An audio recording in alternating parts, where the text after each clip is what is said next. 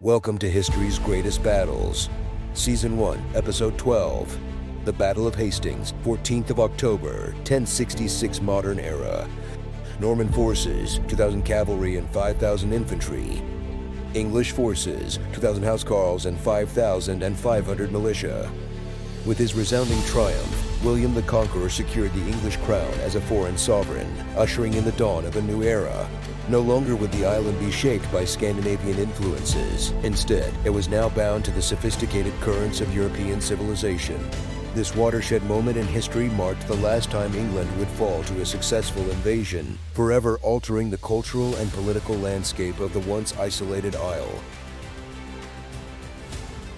In the bitter winter of January 1066, when the hallowed King Edward the Confessor breathed his last, the tranquil order of the English throne was shattered, unleashing a tempest of contention over his succession. The venerable Witan, that august assembly of England's most powerful nobles and pious leaders, cast their lot with Harold Godwinson, a man of indomitable will and unmatched prowess among the nobility. Harold's bloodline intertwined with the crown, for his sister had been the queen. And as whispers told it, Edward himself, in his final gasps, had entrusted the kingdom to Harold's capable hands. Yet scarcely had the Witten's decree echoed through the halls of Westminster when a thunderous challenge arose from across the waters of the English Channel. Duke William of Normandy, a figure, it's written, as cunning as he was ambitious, asserted with iron-clad conviction that Edward had in years past anointed him as his rightful heir. The tale found its roots in the 30 years Edward had spent in Normandy, years that had entwined his fate with Norman customs and ambitions, leaving an indelible mark upon his reign. Harold himself, during a shadowy sojourn in the mist-veiled lands of northern France, had once pledged his fealty to William's cause, though this ancient vow held no sway over the resolute Witan, nor did it deter Harold from standing by their sovereign decision. As William's resolve to invade England hardened, the stage of destiny grew more crowded. For Harold's own brother, the embittered Tostig, raised his banner in defiance, backed by the formidable Harald Hardrada, the fearsome king of Norway, whose claim added fuel to an already raging political inferno. The chronicles of history, penned by Norman scribes, cast an obscuring veil over the truth, leaving us to grapple with the eternal question of righteousness in the fateful year of 1066. Yet in the court of Pope Alexander II, William's silver-tongued envoys spun a web of deceit, maligning Harold's devout allegiance to the holy Pope. Though Harold's faith had never wavered, the papal throne inexplicably embraced William's twisted narrative, without ever summoning Harold to defend his honor. The papal blessing, a potent seal of divine favor, emboldened the nobles of northern France, compelling them to rally to William's cause with renewed vigor. And so, as the flowers of spring blossomed and the sun of summer blazed down, William marshaled his forces, preparing to unleash a storm upon England's shores. The opening salvo in the fierce contest for Harold's crown was fired not by the Norman invaders, but by Tostig, the wayward brother, who with his ferocious Viking allies descended like a storm upon the Isle of Wight in the month of May 1066.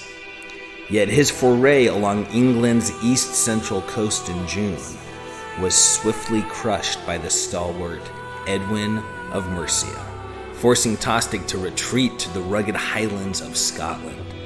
There, in the wild north, Tostig's dark fortune intertwined with that of Harold Hardrada, the fearsome Norse king who brought his battle-hardened warriors to English soil on September 18. Together, they triumphed over a local force at the bloody Battle of Gate Fulford. Their victory, a harbinger of doom that pressed heavily upon Harold's shoulders as the weight of impending war bore down upon his embattled kingdom. At the heart of Harold's war host stood the indomitable Housecarls, a brotherhood of elite heavy infantry clad in gleaming chainmail, wielding fearsome, long-shafted axes, lethal tools of war, honed to perfection from their Viking forebears. These stalwart warriors, battle-hardened and relentless, formed the backbone of Harold's army. Yet they were not alone in their grim duty. By their side marched the Fyrd, the kingdom's militia. Every able-bodied man called forth by a sacred duty to defend the realm. Though not as seasoned as the Housecarls, the Fyrd were far from mere rabble. For 2 centuries, these resolute men had stood as England's bulwark against Viking marauders, each strike of their swords tempered by generations of survival in a land perpetually on the edge of conflict.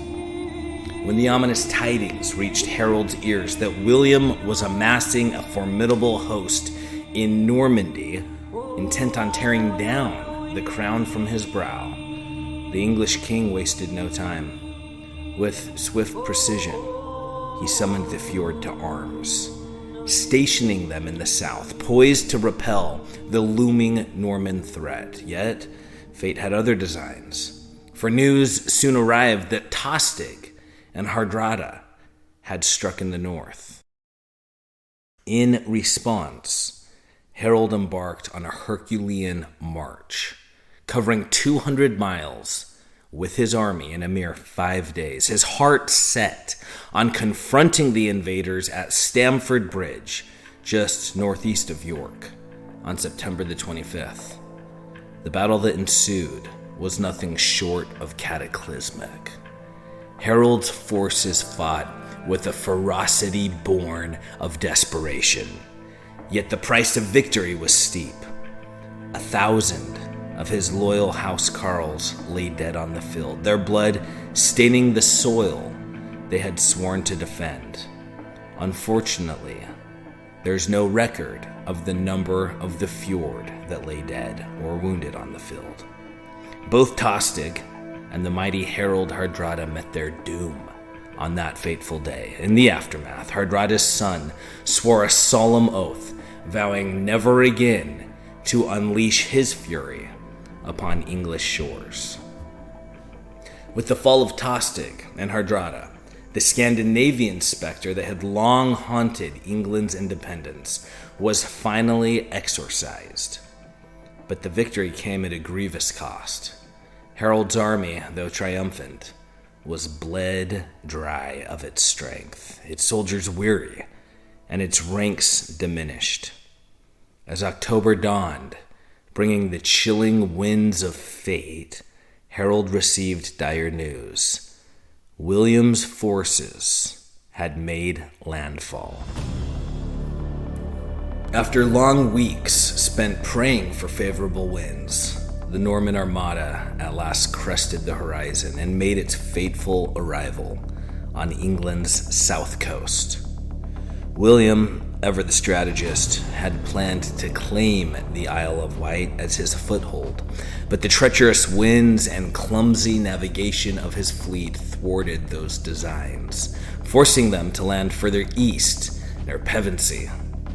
With ruthless efficiency, William's men began ravaging the surrounding countryside, their eyes set on Hastings. Yet as the Norman Duke advanced, destiny conspired to draw the two rival armies together, for Harold, having raced from his triumph in the north, had miraculously arrived, his weary men trailing in his wake. With grim determination, Harold's forces undertook yet another punishing march, this time back to the heart of London, where the king allowed his men a brief respite and rallied what fresh troops he could muster. As dusk fell on October the 13th, Harold's army ascended the heights of Senlac Hill, casting a defiant gaze down upon William's assembled host. The Fyrd, weary from their earlier battles at Stamford Bridge or in the southern skirmishes against the Normans, were depleted and exhausted. Many had already returned to their homes, their annual duty fulfilled. Harold's numbers were fewer than he had hoped, and those who remained were battle-worn. Yet they held a crucial advantage: the element of surprise. Like phantoms in the mist, they materialized before the Norman army, catching William unprepared for so swift an arrival. Despite the tension crackling in the air, both sides chose not to engage in the fading light. Instead, they encamped under the cold autumn sky, waiting for the dawn that would usher in the day of reckoning. As the morning mists parted, Harold positioned his men with strategic brilliance along the crest of Senlac Hill, forming a solid, unyielding line that curved protectively at the flanks. Aware that the heart of William's military might lay in his formidable cavalry, Harold knew that his choice of battlefield was nothing short of masterful. His warriors, seasoned in the brutal art of close combat, formed an almost impenetrable wall of shields, a living fortress bristling with defiance. Any attempt by the Norman cavalry to charge up the steep incline would be met with deadly resistance. By the time the horses reached the summit, their strength would be sapped, and they would face a shield wall as unyielding as stone. Atop that fateful hill, Harold commanded a force of perhaps 2,000 Housecarls, those stalwart guardians of the realm, backed by a contingent of over 5,000 Fyrd-men, though some chroniclers, such as Fuller, placed the number of militia at a humbler 2,000 to 3,000. Regardless, it was an army smaller than desired, but fortified by the determination of men defending their homeland. Harold's greatest challenge lay not in the impending clash of swords, but in maintaining the iron discipline of his ranks, ensuring that his men held firm against the relentless pressure that was sure to come.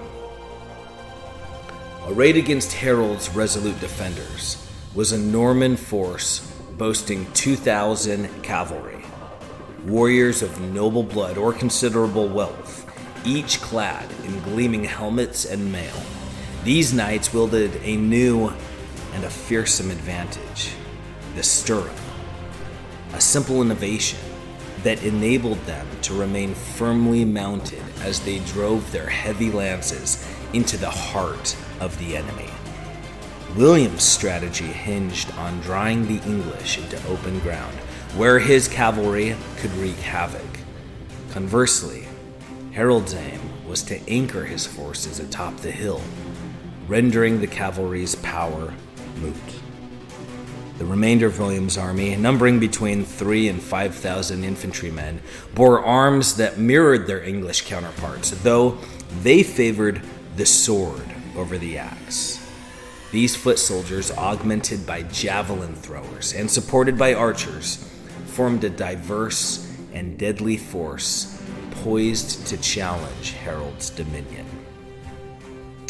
The Battle of Hastings was a crucible of innovation and tradition, where the twang of longbows harmonized with the sharp crack of crossbows, the latter making their debut on the bloody stage of warfare. The battle's opening chord struck in the late morning, as the Norman forces advanced to within 200 yards, unleashing a volley of arrows that arced high into the sky. Yet the lofty trajectory did little to pierce the English defense, as most shafts sailed harmlessly overhead or thudded against the unyielding shield wall.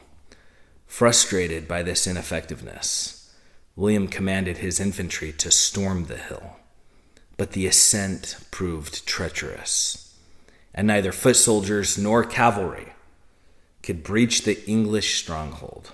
However, as the Normans began to withdraw, the less disciplined Fyrd, driven by the thrill of battle, broke ranks and pursued, weakening the fortress-like line that had held firm until then.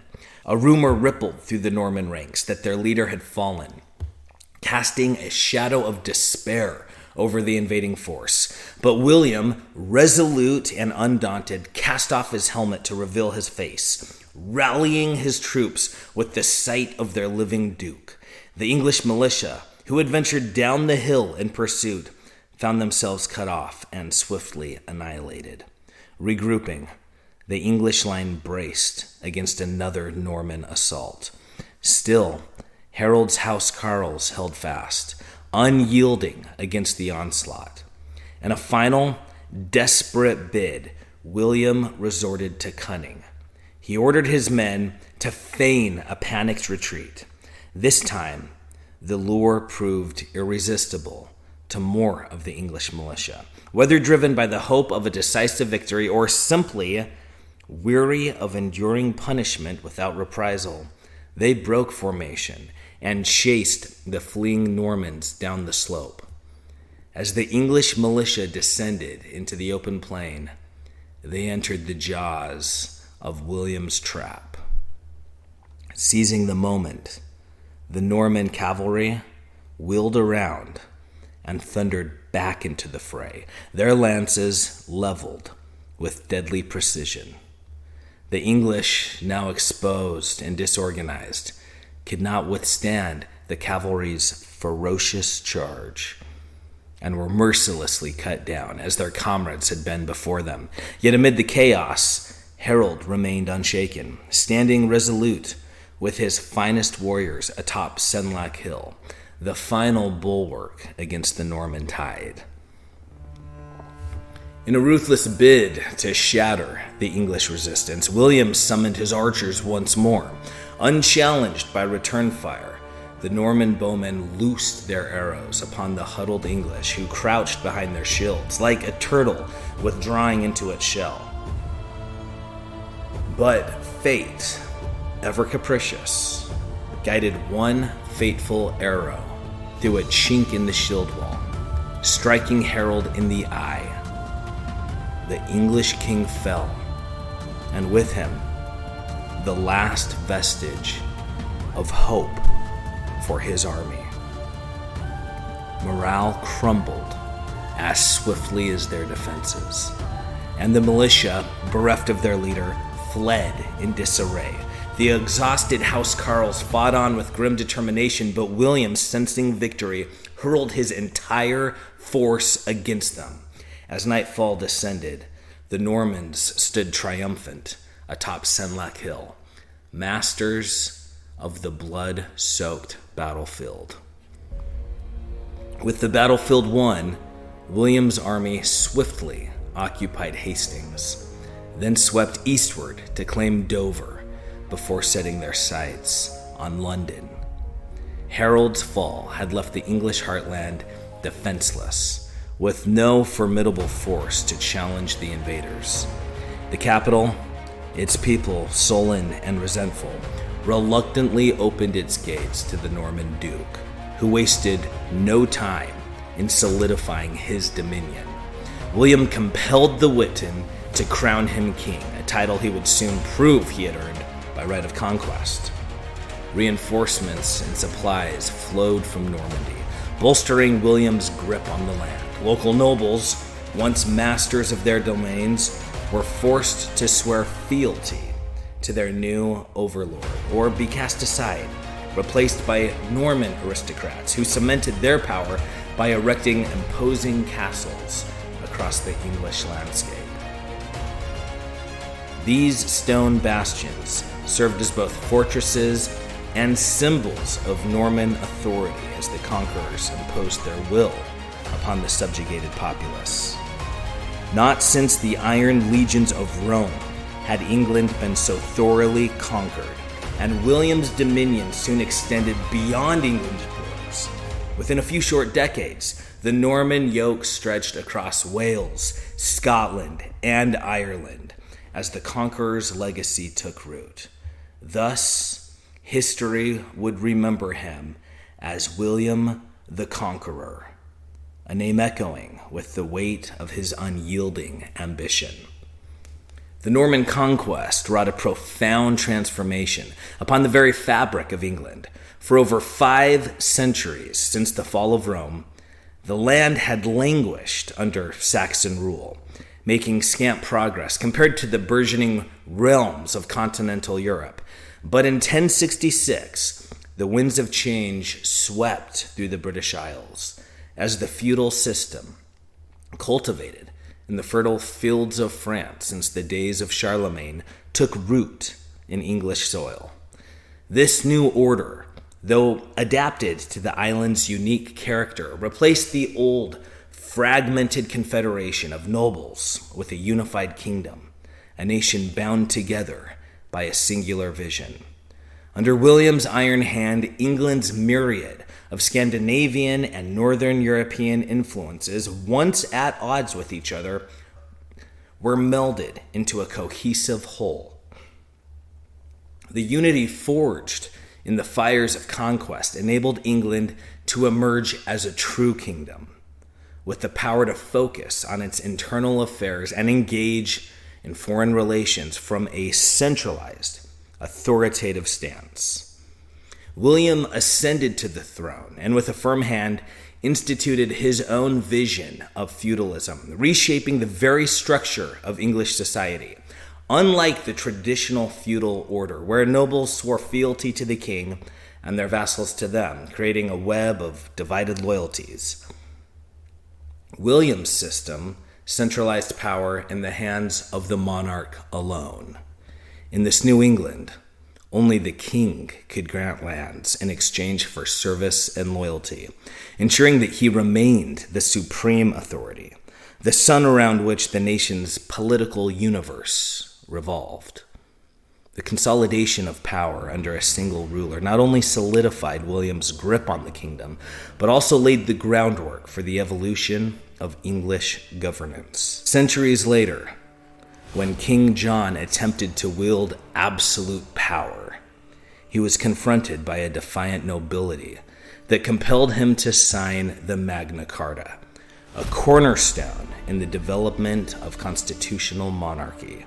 Thus, the seeds of England's future constitutional system were sown in the reign of William the Conqueror. Yet in his legal reforms, William was not merely an imposer of foreign laws. He skillfully blended Norman and Saxon traditions, creating a legal framework that would endure for centuries, forming the bedrock of English jurisprudence. The immediate aftermath of the Norman invasion was marked by devastation. William's relentless conquest ravaged the countryside, imposing his will with the sword. Yet, in the crucible of this destruction, a new nation was forged. The Kingdom of England, as we know it now, emerged from the ashes of war, a unified realm, whose influence would ripple through the annals of history, shaping the course of the world in ways both profound and enduring.